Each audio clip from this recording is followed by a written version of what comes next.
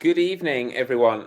My name is Chris Lockwood. I am Director of the NEHS, and it is my pleasure to welcome NEHS, Sigma Kappa Delta, and Sigma Tau Delta student members and chapter advisors to this very special webinar with Kayte Nunn, who is author of the 2023-2024 NEHS Common Reader, The Botanist's Daughter.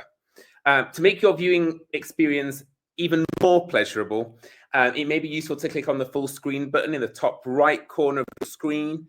And if you want to react to this evening's discussion, please feel free to do so using the emoji icons at the bottom.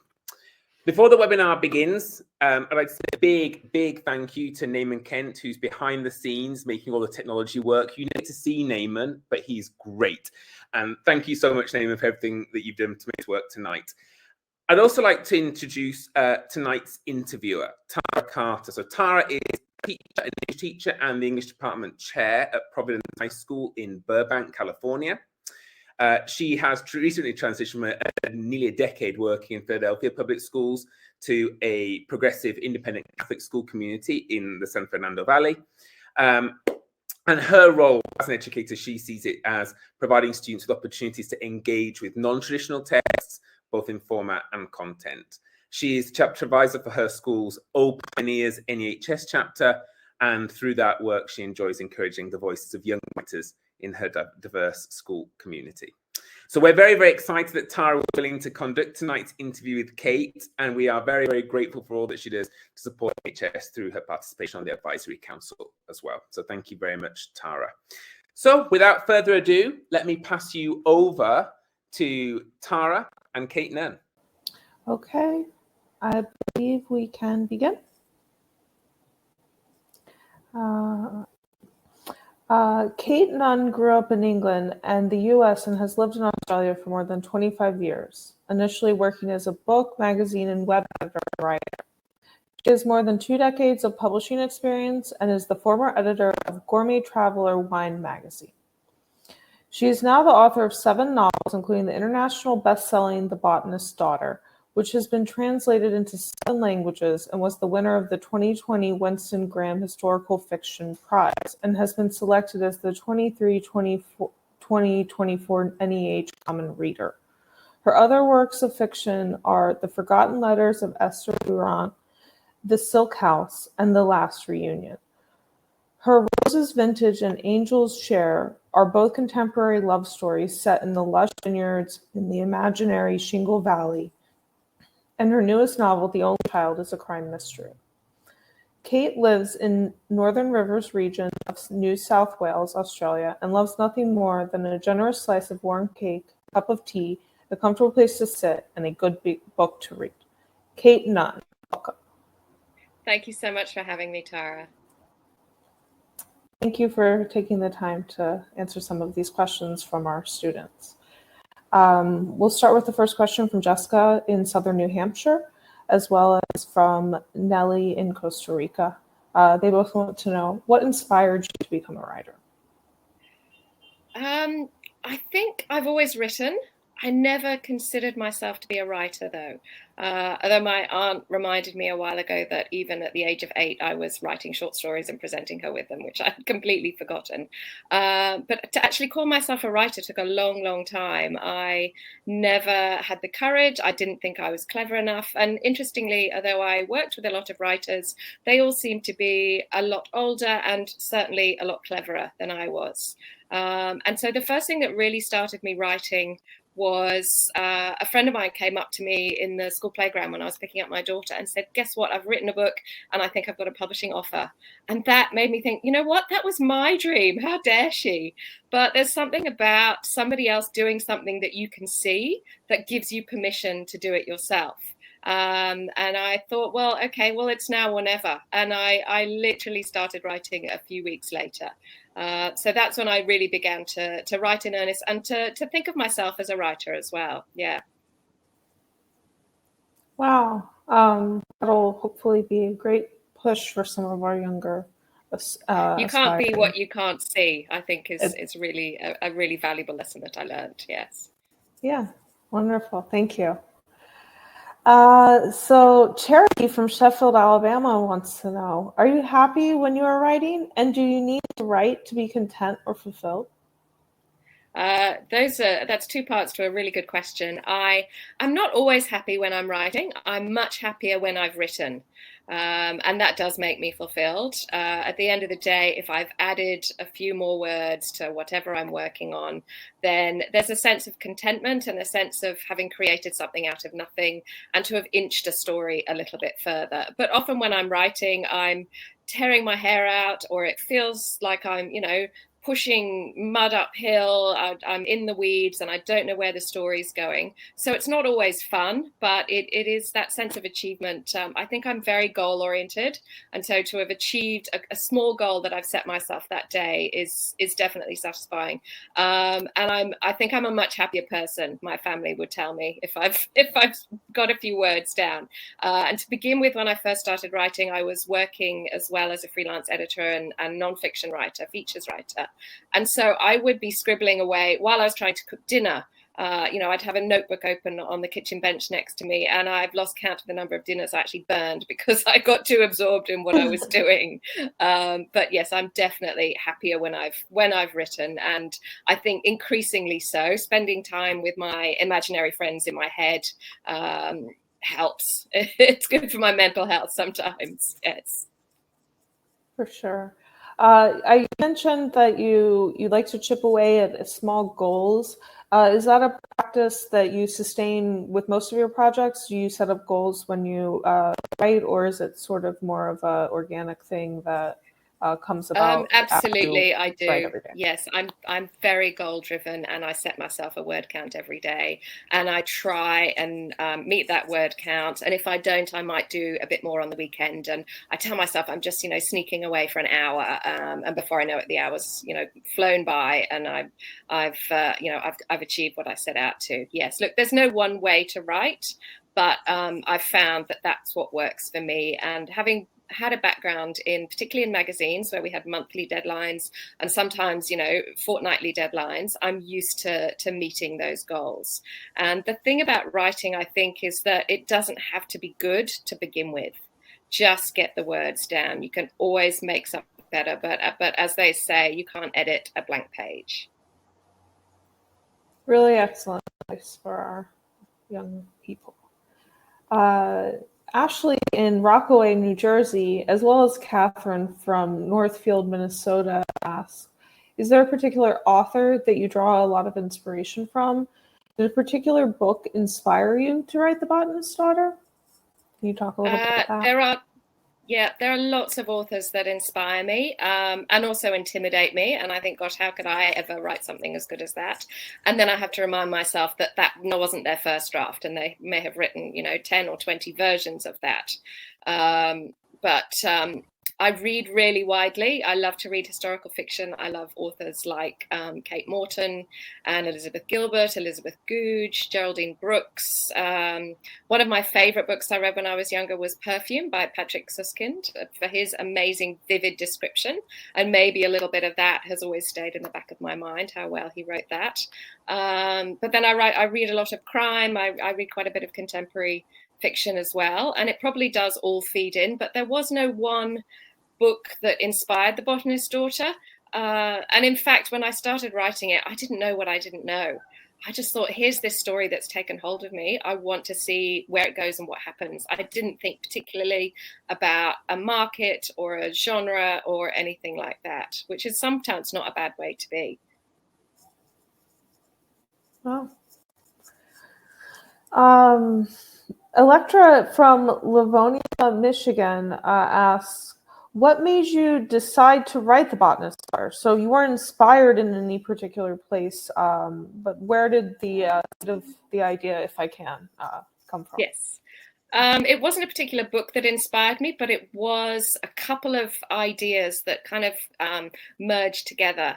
I happened to be walking in the Botanic Gardens in Sydney. It was a really hot, sultry afternoon. I'd had a picnic with my daughter. She was just about to start school, so I thought I'd take her somewhere nice as a kind of final bit of our time together. And we were walking through the gardens looking for fairies, as you do with a 5-year-old. And we happened to come upon, there's a beautiful rose garden there. And in the middle of the rose garden is a cast bronze sundial. And on the sundial are all these herbs and plants sort of carved in relief with their botanical names around it. And I was just feeling a bit kind of dozy, and I just put my hand on the sundial, not really thinking of very much at all. And all of a sudden I had a vivid image of a young girl in a similar garden with a similar sundial, but I knew it was in England. And I walked around the gardens that afternoon in a complete daze, thinking, wow, I think there's a story that's just tapped me on the shoulder. I don't know what it is, but I was really excited straight away. I could see that there was potential in a story. And then I happened to be noodling around on the internet, and I read a story in a newspaper of a couple who had in their back garden, suddenly this banned plant started growing, and they're not allowed. This plant isn't allowed to be grown in England, and it's really poisonous. And they couldn't figure out how it had suddenly sprung up until they realized that they had been throwing out birdseed for the birds, and one of those seeds had germinated, and that it came from Chile, and it was a particular plant that is sometimes known as the devil's trumpet. And in fact, the first iteration of this manuscript, the title was The Devil's Trumpet, but it then became The Botanist's Daughter, which I think I prefer. And so I started thinking about what would happen if there was a young girl who was a botanical artist, and she happened to want to draw, various plants around the world, and she had a father who that was his business as well. And so the story kind of just gradually evolved as I started thinking about it. And I happened to do some more research and read, and had spent some time in Cornwall as well, and read that in the 19th century, it was this kind of hotbed of plant growing and plant cultivation. And there were plant hunters. People might know about orchid hunters and it really was quite a cutthroat business, because all of the wealthy in London wanted to have, it was a status symbol to have these amazing exotic plants in your home and your garden. And so that was another idea that fed into the story. And I think often for my books, it's a confluence of 2 or 3 ideas that gets me thinking. But sometimes I finish a book and I'm like, I certainly hadn't planned it all out to begin with. And I had no idea where it would all end up. But somehow just spending time with it, my brain works overtime, I think. Wow, what a great inspiration. It sounds like you found some bit of fairy in the story, maybe, when you were walking. No, we didn't. Well, actually, we did see a sign that said "fairies this way," so somebody else had that idea as well. Yes, in the gardens. Yeah. Wow. Thank you. Moving along. Let's see. Well, I think we kind of answered this question, at least the first part. How did the story start developing in your mind? But then the second part, you can dive in a little bit more, is after you've developed that story, what was the hardest part of getting the novel published? I had already published 2 other novels, but they were quite a different genre. And once I'd kind of finished it and gone over it, and my agent had seen it and made some small suggestions, it went out on submission. And it sold fairly quickly, which was nice. Whereas my first novel had taken a lot longer to sell. I was lucky to find an editor who really saw the potential in the idea. But some of the hard parts, I think, were just knowing where the story was going, and because I don't plot in advance. I wish I could. I would love to be able to plan and plot, and then the writing would be easy. It was knowing where the story was going, and but because it was fairly early on in my writing career, I didn't worry too much about pacing and particularly about plot. It just seemed to evolve quite naturally. I've written books since that haven't evolved so easily, and I don't know whether it's just sheer luck. But yeah, and the story started to take me by surprise by the end. And that was kind of fun because it kept my interest as well. But I remember one week where I just wanted to make a push, and I doubled my word count goal for the day. So instead of writing, say, 1,000 words a day, I was like, right, this week I'm going to write 2,000 words a day, and I'll push the story forward another 10,000 words. And I was quite exhausted. I do find any more than that, and I am quite sort of mentally depleted. I think there's a limit to what I can write. Other people can write, 4,000 words a day, which is extraordinary to me, and still keep that creativity happening. But I think I have a natural point at usually at about 1,000 words where I've run out of inspiration and I need to take a break. But I don't know. I was so taken by the story and wanting to find out what happened that it wasn't one of the hardest books I've had to write. At least in retrospect, it doesn't seem that way. Maybe it was at the time. And Kate, this may speak to my own ignorance about the publishing industry, but when you're shopping a book around, is it close to its final format at that point? Have you written part of it and you've outlined the rest? About how much are you marketing whenever you're trying to find an editor? Generally, it's a finished draft, and it's a third or a fourth draft that I've worked on, that my agent has worked on, that they've come back and so it's as finished as I can possibly make it. Mm-hmm. And I think it's in great shape. And I actually remember my editor for The Botanist's Daughter saying, you know what, it's actually in really good shape. There's not going to be too much to do. And then she sent me a 14-page edit letter with things to change. Sometimes small, just one-line things, but other big picture things. So that was her idea of something that was in really good shape but didn't need too much work. And that's one thing I've learned in terms of writing books, is that you can think you can't do any more. You're sick of the sight of it. And then somebody else's perspective can always make you think, oh wow, oh yes, if I made that, if I changed that, that would be better, that would improve it. So working with a really good editor is essential, I think. But in terms of getting it ready to submit, you just get it as best as you possibly can do it when you think you can't fiddle anymore. And I can fiddle for a long time. Mm-hmm. I comb the manuscript's hair as I'm writing. I go back and I just re-look at the sentences and rework it. But when you're kind of finally, you've done with it, that's when it's good to give it to somebody else. And sometimes I've given it to a manuscript to friends to read, certainly in the early days, and their feedback helped. And when I was beginning, even for them to just say, it's fabulous, I love it, keep writing, I needed that validation and that encouragement just to keep going, because it's really quite hard to keep the faith, particularly if you are pursuing publication and you never have been published before, just to convince yourself that you're not wasting your time. Yes, it's a process. It's a very long process. And even having worked in book publishing and then having worked in magazines, in fact, magazine writing is a lot quicker and a lot speedier, and it might have one quick edit and then, it's ready to publish. But the care and the time that goes into books still takes me by surprise, and it's fantastic because you want it to be the best it possibly can be. Great.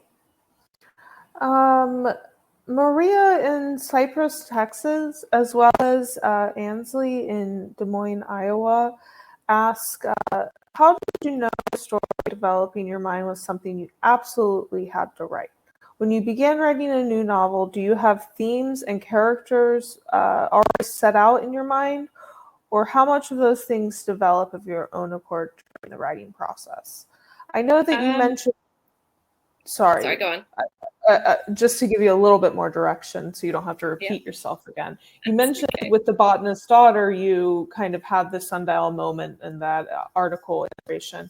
But perhaps you could speak about you said that later you wrote something that was a little less plotted and you had to get through it in maybe a different way. Yeah. I often start with characters and a landscape. So for me, plot comes a bit later, and I can see my characters in the landscape and I write to see what's going to happen to them. One of my books, The Last Reunion, is set in Burma, and it's about a group of women called the WASBs, the Women's Auxiliary Service Burma, and they were women who served the closest to the front line in the Second World War, and very little is known about them, and I couldn't find out a lot of information. But I knew I wanted to write about female friendship. And so that idea and then the 5 characters came first. And then the story, the germ of that story came from my research, where I was reading a diary of a woman who had served as a WASB. And she wrote about being stuck in a room with a soldier and having to do some fast talking to get her to talk her way out of that room, because she suddenly felt really uncomfortable being alone with him. And I just started to think, well, what if it hadn't turned out so well? And so that's where that whole plot came from, just a small idea in my research. So sometimes that can happen. But yeah, generally I start with the characters and I start to imagine the characters and who they might be, and then the relationships between the characters. So for example, let me think, in the Forgotten Letters of Esther Durrant, I began to imagine a May to December friendship between a young woman and a much older woman. And you know, the charm and delight of having a friend who's much older than you, and vice versa, and learning about each other's lives. So that sort of started from there, that kind of character interaction. That sounds great. That's always something I would love to read. Anthony in Portland, Maine, wants to know, when you begin writing a new novel, that's what I already said. Joan in Ottawa, Canada says, how long does your creative process take from idea concept to finished novel? I understand that this could vary depending on project. It does actually. And my historical novels have taken a little bit longer. But generally, I'd say it would be anywhere from 18 months to 2 years. And the publishing industry moves surprisingly slowly. I think I especially noticed that having come from magazines where you're putting out a new issue every month. But in books, once your editor has accepted a manuscript, and said that they'll publish it, it usually takes them a year. And again, it's just the care and consideration that goes into the editing process, and then the marketing process, the selling of the books into bookstores, all takes months at a time. And some of those things are happening concurrently, but generally a year. And then I usually spend about a year writing. But in that year, I may be editing my previous book. I may be thinking about ideas for a new book. And so it's kind of, I tend to spend a few months on one project and then go back and might spend a month editing and then go back to the project I'm writing. But generally about a year. Although, having said that, this year, I worked really hard, and I've written a book that is crime, and it's contemporary crime. So there's not a lot of research involved. And I wrote that in 4 months, but that was ridiculously quick. And I worked weekends, and I just wanted to get the story out. So that's been a bit different. And I'm not sure I want to do that as a regular thing. It was quite full on. But yeah, just generally the process is quite slow. I mean, some people, might work on a book for 5 years or 10 years. It really depends. Though often in publishing, if you are writing and you're writing a particular sort of book, your publisher quite likes to have you come out with a book every year or every 2 years, just to maintain your presence, and so that readers don't forget about you. Thank you for that. The next question comes from Olivia in Mechanicsburg, Pennsylvania, as well as Elisa in Mexico.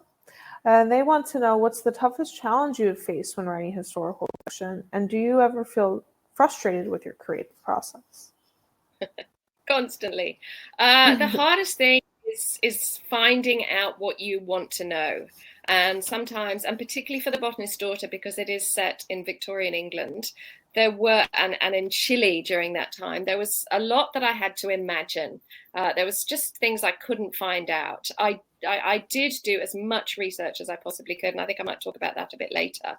But it's like, well, I really want to know, what did this look like, and even my editors said, can you describe this house a bit more? And and in the last reunion, I'm describing a particular house that did exist, and there are no photos of it, so I really had to kind of fudge it a little bit, and so that was a bit tricky. I think also I've learned that I might find out a great deal of information. Say, I learned an awful lot about the saltpeter industry in Chile for The Botanist's Daughter. I read a whole book on it, and I think it gets a line in the book because really it wasn't that interesting and not very pertinent to the story. So you can kind of go down rabbit holes that become, in the end unnecessary, but you don't know what's going to be necessary and what's not. So yeah, the hardest thing is not being able to find out specifically one thing that I really would like to use. Very nice. I think the next question you're anticipating will kind of feed into a little bit more of this research element. Sarah in Pembroke Pines, Florida, with Jolene in Sarasota, also in Florida, ask, how much time did you spend on historical or other research before and during the writing process of this novel? What types of research did you do to be able to include and describe historical context accurately? I started off by spending about 3 or 4 months researching, and I got as many books as I could from our local library system, from the State Library of New South Wales. I spent a couple of afternoons there, just reading and absorbing and making notes. Sometimes I try and read books that have been written in the era that I'm writing about, which is a bit easier for later 20th century books.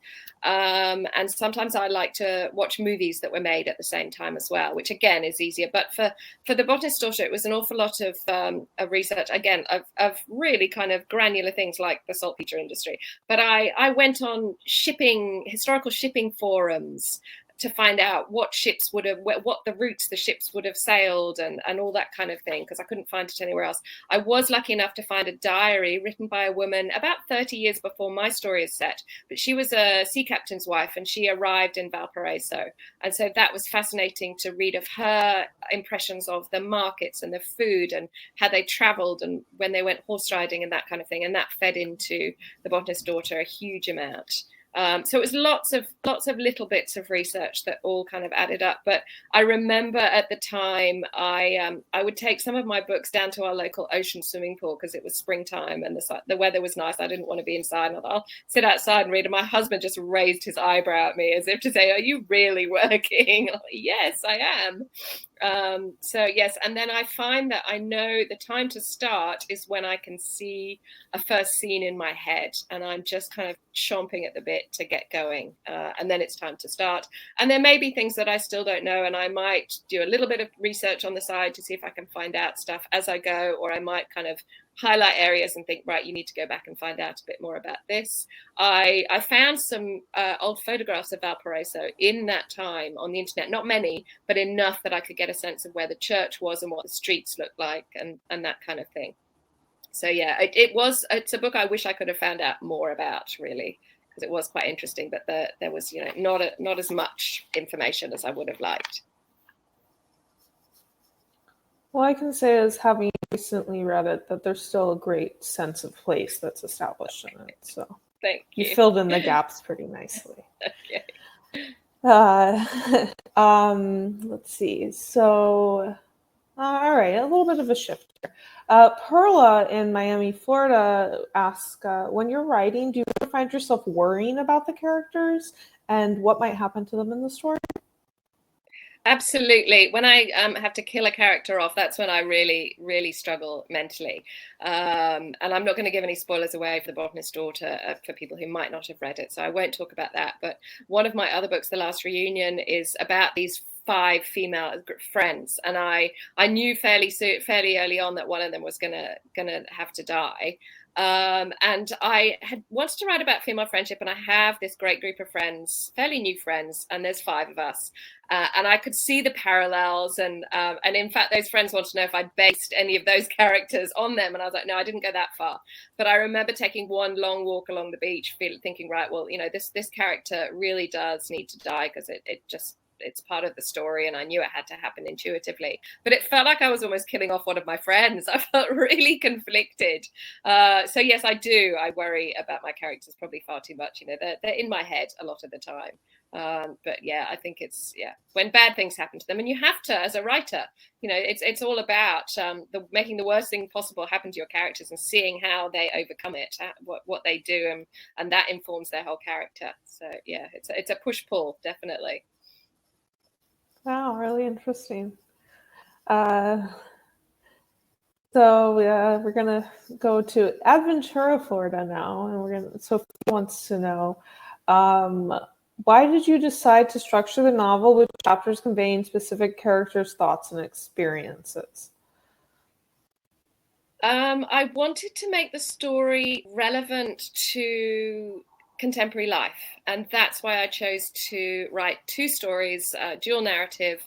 And I love the idea of how objects from the past can influence the future and still have echoes through time. It's a kind of an obsession of mine, that things can still be around. The people won't be around, but the objects they've touched and handled and used will be. And so that was the reason for having 2 timelines. And then I wanted 2 females because I wanted to contrast the opportunities available to them in their lifetime. So 2 very different opportunities, and to have 2 fairly headstrong women, both involved in plants in their own way. And I loved the kind of the comparisons and the contrasts and just how that wove together as well. So that was really the reason. And I enjoyed writing 2 fairly different female characters, but also products of their time, but also people who kind of rallied against some of the expectations of their time, particularly Elizabeth in The Botanist's Daughter. When you were writing this story, did you write both storylines together, or did they develop independently? How did that process go? That's a really interesting question. I started off by writing alternate chapters, and I wasn't getting very far. And then I messaged a writer here who I really respected, Kate Forsyth, and asked her, because I knew she wrote dual or even triple timelines, and how did she do it? And her advice was, and there's no one right way to do it, but this worked for me. It's keep your head in one story, write one timeline, and then write the other. And so that's what I did. So I usually write the historical timeline first because that informs the contemporary timeline. And I did that, and it was the right advice for me. It worked really well. Yeah, wow. Arlen in Mexico wants to know if you ever find yourself writing repetitive stories or cliches, and if so, how do you avoid doing that? Yes. I can catch myself making all kinds of mistakes, and sometimes I'm even writing coming up with an idea, and I'm like, no, I did that in the last book. You've got to find something new. So you're in danger of plagiarizing yourself sometimes, definitely. It does happen, and you just have to try and catch yourself. And I think I'm more attuned to cliches now, and trying to avoid them. But yeah, it's and then my editors hopefully will pick up some of those things as well if they manage to slip through. Do you have a particular phrase or saying that you find yourself writing that you have to get rid of? Really? Certainly in the last manuscript, and a friend of mine read it, and I used the word actually. Lots of characters speaking actually.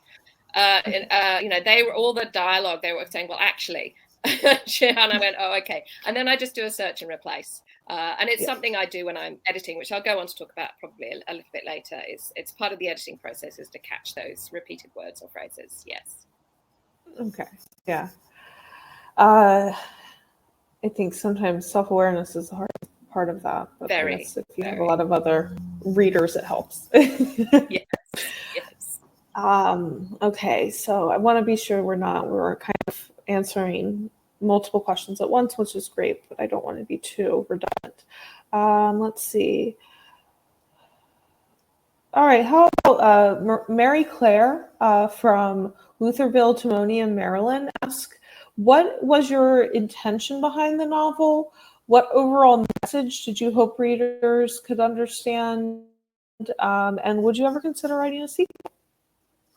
I don't ever start writing a novel with a message in mind. It might be a theme, such as female friendship or discovery, or women railing against the, what society is telling them they should be and do. So there's that theme, but it's not to be too didactic and send too much of a message. I think sometimes that evolves throughout the course of writing, and sometimes that's something that readers can interpret. They can choose to find, a certain message in a story. So that's not. But I'm other than telling a really good story. That's really my overall intention, and something that really interests me, and I hope it interests other people. So, and lots and lots of people have asked me about a sequel because there's a little bit of a question at the end, and I've always liked the idea that a novel, the characters in a novel, in a really good novel, continue on in the minds of the reader. They continue to live in the minds of the reader, and they make you wonder. And you're like, oh, I wonder what happens to them after that. And you want a kind of a closure in the novel and a satisfying conclusion, but you also want to, maybe just keep the readers wondering. And so that's what I did with The Botanist's Daughter. But no, there won't be a sequel. I think it's Elizabeth's story, and her story is, obviously complete in this novel. And in terms of Anna, it would be a totally different story. So no, I'm sorry, no sequel. Well, you may have a disappointed reader in Maryland. But luckily, there's another, other books in the catalog she can explore. Yes. Yeah. All right. So moving a little further north up the coast, Sarah in Rockaway, New Jersey asks, given that you've had the unique experience of growing up in England and the U.S., and that you now live in Australia, how has your ever-evolving geographical identity both directly and indirectly influenced your writing? That's a really good question. I was a travel writer for a while as well. I worked on a magazine called Gourmet Traveller, and then on an airline magazine here. And so I was lucky enough to travel for that and get to go and write stories. And so I think that has really informed my writing, in that I got used to describing a place and conjuring a sense of place very succinctly. So that's really helped. And just the idea, I love to travel, and I don't travel nearly enough. So a lot of my travel is done vicariously when I'm writing. And I think coming to something with the eyes of an outsider is an interesting way of approaching things as well, because you see things totally differently than if you're surrounded by them all the time and they become unremarkable. So perhaps that is one of the things that I hope I bring to my writing, and that I enjoy about it. And probably why I haven't set a book in Australia yet as well. There's always time. Yes. Cassandra in Philadelphia and in conjunction with Evelyn in Birmingham, Alabama, both ask, do you find yourself to be more or less creative in certain physical spaces? If so, what are those types of spaces? That's a great question too. I have to be really comfortable. If I'm, if I've got a sore back, or, I'm just, my clothes are too tight or whatever, and it's far too distracting. So I often sit somewhere really comfortable. Occasionally I do sit at a desk, but sometimes I even write from what's known as the soft office, which is in bed with lots of pillows. I get really easily bored, so I like to mix it up and go to different places. If I've been writing in the same spot in our house, and I do have an office, but it's under construction at the moment, so I look forward to the day that is done, and it will have a big, soft, comfortable armchair to maybe write in. I like to mix it up, so sometimes I just get bored of my own space and I might go to a cafe, and that will shake something loose. Just having that burble and that noise around me. Having worked in a fairly busy magazine office, I don't get distracted by sort of background noise. I don't write with music though, but I don't mind it if it's on in a cafe, unless it's really distracting. And sometimes short, sharp bursts are better than sitting at a computer all day and getting nowhere. I find that a long walk is pretty good as well, and I use the notes app on my phone. If my characters start talking to me, then I'll use that to just make some notes, because I forget things really quickly. So yeah, just comfortable, not too hot, not too cold, all those kind of like Goldilocks, really. Yes. Yes. But it generally quiet. Quiet is best, because I just lose myself and the outside world kind of disappears. And do you write pen and paper, iPad, computer? What, you mentioned the notes app if you're out on a walk. Yes, mostly I write on my laptop, and I'm a pretty fast typist, but often it feels like, it's going straight from my head through to my fingers. But if I'm sitting in a cafe and just daydreaming, I'll take a notepad and paper. And yeah, that seems to help as well. But I'll usually transfer those notes to my laptop. Very good. Always good to have strategies. Yes. And speaking of strategies, Emma from Granville, Ohio, and Sarah in Carlisle, Pennsylvania want to know what strategies you have for overcoming writer's block beyond going to cafes. Okay. A long walk always helps shake things loose. I go and read somebody else's work, and sometimes that's a bit intimidating because you're like, oh gosh, they're so good. What am I even doing? But often it will just that just 4 or 5 pages, and I'll go, right, now I can start working. But I use a few little tricks, which is at the end of a writing day, I'll just make myself a few notes at the end of that document to say what might happen next. So I'm not starting afresh when I sit down again and trying to get myself back into that headspace. It's like, oh yeah, I thought this might happen. Okay, let's start. I trick myself by saying, I'll just go over what I wrote yesterday. I'll just have a quick read through of that. And then before I know it, I'm writing again. Another thing that I do is I particularly like the time just before you as you've just woken up, before you get up, if you've got the time to do that in the morning, or before you go to sleep at night, is to start thinking about those characters, what they might be doing, what might happen to them, just really daydreaming. Daydreaming is pretty good for getting over writer's block. Yeah. I have now a couple of favorite places where I know creativity has come in the past. So I'm quite superstitious, and I think, okay, I'll go back there and I'll sit in that cafe and it will come, or I'll do that walk to that particular place. And so far that's helped as well. Yeah. Great. Those are some really good tips. So in Montgomery, Alabama, Ruel wants to know, as an artist with a passion for your craft, how do you balance writing for yourself with writing for your audience? That's good. I have to write something I'm interested in and believe in, because particularly if you're spending, months or a year with these characters, you've got to believe it in your heart, because it'll show otherwise. I really think you can't phone it in. But you have to make it an interesting story. And that's probably where the editing part comes in. And I might talk about that a little bit later. But I'm because I write within a genre which might be historical fiction, which might be crime, might be mystery, there are certain conventions as well. But at the end of the day, you've got to write something and show it in a way that the reader will find interesting. So there's a lot of holding back of information rather than putting it all on the page at once. So yes, I am very mindful. I think with my first book, I just thought, and sometimes it does help to write for your ideal reader, I thought I want to make my sister laugh. So I wrote something that I thought she would find funny. Does your sister read your work? Does she edit? Yes, she's a television producer and director, so she works in story as well. So yeah, she's been really, really helpful. Sometimes you need a cheer squad as a writer, definitely. Yeah. So as you anticipated, moving on to some questions about editing, let's start with Dan in Indiana, Pennsylvania asks, how does the editor in you interact with the writer in you?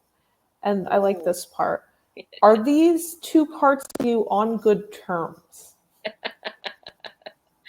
There is this whole idea that as the editor, you have to of your own work, you have to kill your darlings, and those things that you love, you sometimes have to get rid of. And that has happened to me in the past. And I have fooled myself by cutting text, but putting it in another document. So it's not lost. I haven't wasted all that time, but I usually forget about it weeks later. Yes, there often is a little bit of a clash, but you just get into a different headspace, I think. And I have to remind myself that the first thing I've put down is not necessarily the thing that's going to stay. Sometimes little bits do, but usually it's combed and rewritten and finessed that way. But in terms of how do I? Are we on good terms? Yes. We try to be. We have to be. Yeah. Yeah, it's interesting. Maybe it also depends on the day, at the moment. Yes, yeah. And there's the whole idea that, you're right, your first draft is just telling yourself the story, and then subsequent drafts are more for, telling somebody else the story. I like that. Colel in Stroudsburg, Pennsylvania, on a similar topic asks, what does your editing and revision process look like, and how do you approach revision? That's good. I often do read through what I've written the day before and make tiny little changes, but nothing too substantive. It's only once I've finished a draft that I look at it again, and I will print it out. So sometimes reading something on paper and printed out, you see totally different things. If I've got more than one point of view, I will put each point of view in a different color, and I might read just one whole point of view to make sure that's coherent and consistent. Because there's so many strands to a novel. Sometimes you forget where you might leave one character somewhere and haven't worked out that they suddenly appear somewhere else, and you need a bit of a transition, those kind of things. So I do that. I have an editing document that I've assembled over the years that reminds me of all the things I have to check, including redundant words. So I've got a whole list of redundant words, and I just do a search and I go, do I really need that? Can I cut it out? That kind of thing. So that's just tightening it up as well. And then when I've kind of finished all that process and looked at it structurally as to, does enough happen? Have I given too much away at the beginning? Have I overdone the backstory at the beginning, which I'm really quite guilty of? And just, cut. Then I will print it out and read it out loud. And there's something about reading something out loud that you'll catch repeated words, repeated phrases that you don't see when your eyes are just looking at it. So that's a really useful editing technique, and I would recommend it to anything, for essays, for any short pieces of fiction, short stories, anything. It's horrible to listen to your own voice, and when I'm trying to read, an 80 to 90,000 word manuscript over several days, I get quiet. I'm like, oh, my mouth is tired of talking. But that's an invaluable editing technique. Definitely.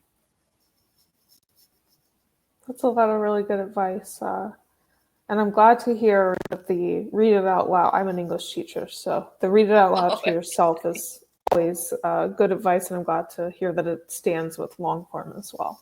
It does, for sure. Yeah. Let's see. So I feel like you've spoken about this a little bit, but I'll give you one more chance to address it.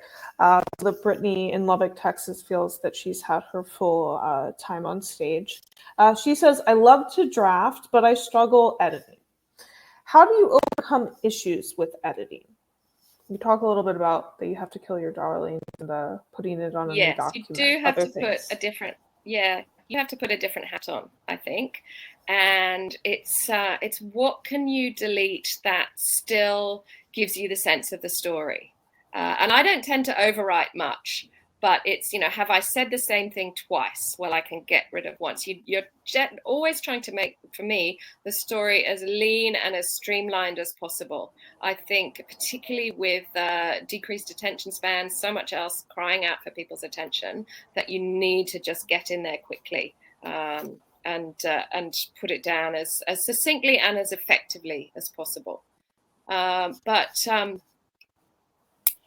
just trying to think what else I do to edit other than what I've spoken about.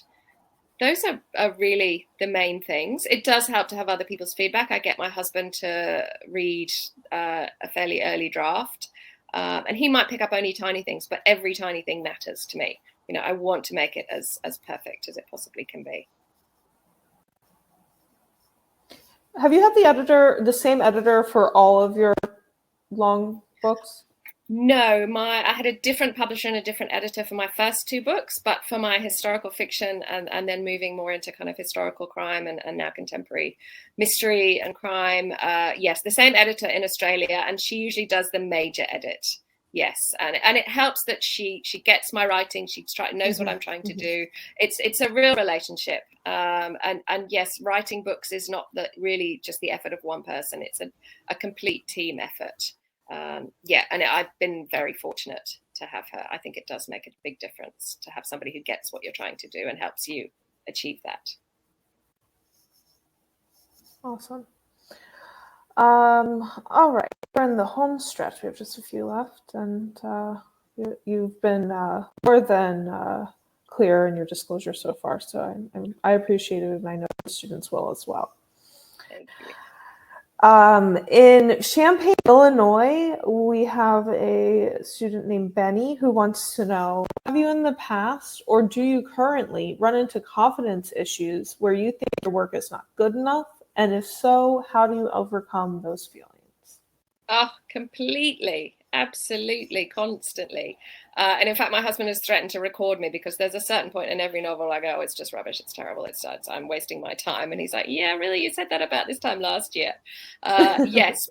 With my first novel, and again, that kind of whole imposter syndrome. Who are you to think you can do this? What are you doing wasting your time? Shouldn't you be doing something better or more productive? I had a little Post-it note on my laptop which just said, dream big. And that really kept me on track to just believe in my, or I think, no, actually it said believe. It just said believe. That's right. And so I just had to believe that it was worth doing and that I could, I should persevere. But yeah, constantly. It's an emotional roller coaster being a writer. And there are days when the writing goes well, and then there are days when it doesn't. And at the end of the day, you really can't tell which bit was when you were not enjoying it and which bit was. It just sort of all melds seamlessly together, I think. Yeah. So no, self-confidence. You need to be quite determined. I think you need a bit of grit as a writer because there are disappointments along the way as well, and you just need to persevere and to keep going. Yeah, it's one of the hardest parts about being a writer is self-doubt. Yeah, but then I think if you're too arrogant about it and thought you were fabulous, you might not be receptive to any kind of input, which is always valuable. Yeah, I think it's always useful to hear a published or winning author like yourself, that everyone has these moments of crisis because it inspires us to keep trying on a little bit. Yes. How do you know whenever your current work is ready to be sent to agent or publisher? How are you sure that manuscript's ready at that moment? I have done everything in my toolbox to make it as good as it is, and I can't stand to read it another time, knowing that I will be reading it probably 4 or 5 at least more times in the editing process with the publisher. But for the time being, I think it's done. And there comes a point where you can do too much to a manuscript and spend too long. There's no such thing as perfect in writing, unfortunately. And even now, I would go back to The Botanist's Daughter and I would make changes. I'm sure I would, both tiny and more substantive. So you just get to a point where you're like, I think it's ready for somebody else to have a look at it. Yeah. And by the way, that question was from Brianna in Canton, Ohio, as well as Nicole in Southern New Hampshire.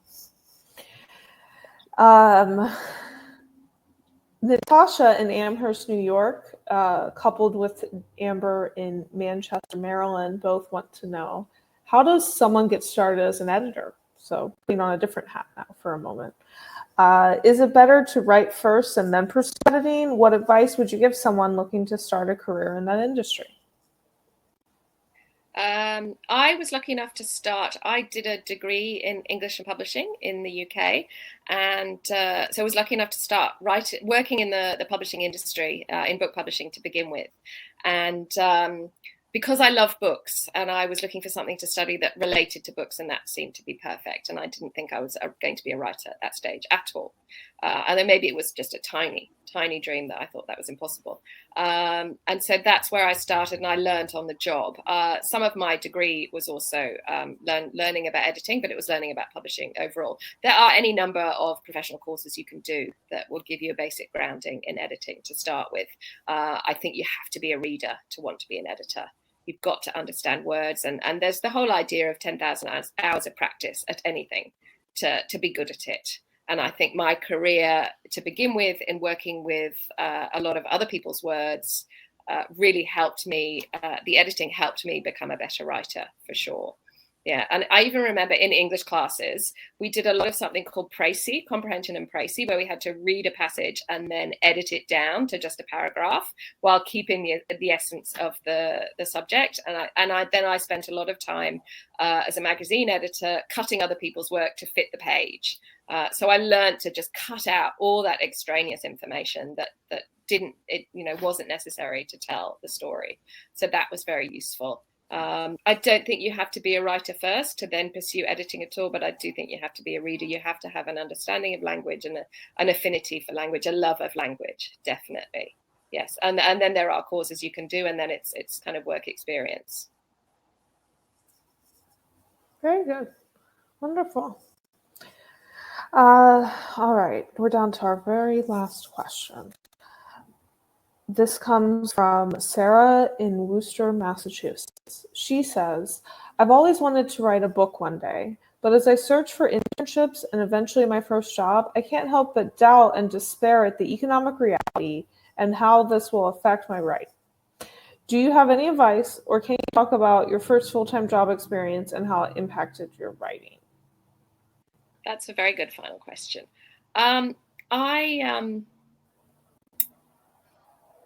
Times are tougher. I think it is harder and harder to break out as a writer of fiction and to be published, although there are self-publishing options as well. Don't be in too much of a hurry, and it can be something that you do for fun, you pursue for fun for a long time. It's a hobby like anything else. You make the time for it. It may not be the way that you earn your living a long time or ever, but it can still be something you do and get value out of and satisfaction from. It's the barriers to entry in terms of actually writing. All you need is a pen and paper and your imagination at the end of the day. But in terms of getting it to a wider audience, that can be harder. Getting the experience to be a good writer, there are ways that you can do it in terms of reading an awful lot, finding a writing community in your area or online of people who also want to write. That kind of supportiveness is fantastic. There's any number of resources on the internet about how to write or how to be a better writer. You don't need to spend a lot of money doing courses or doing an MFA necessarily. So I think in some ways the barriers to entry are relatively easy to surmount. So you just have to persist. And for a lot of people, it's finding the time and it's balancing it with a career that does pay their rent and put food on the table. And that can be tricky, and you might have children to look after as well, or other responsibilities, other family responsibilities. But as I said, I used to write while I was cooking dinner. My husband would take the children to the movies, and I'd go to the library next door and sit and write for an hour. You can write in snatched bits of time as well. You don't have to kind of have no other responsibilities to be able to write something.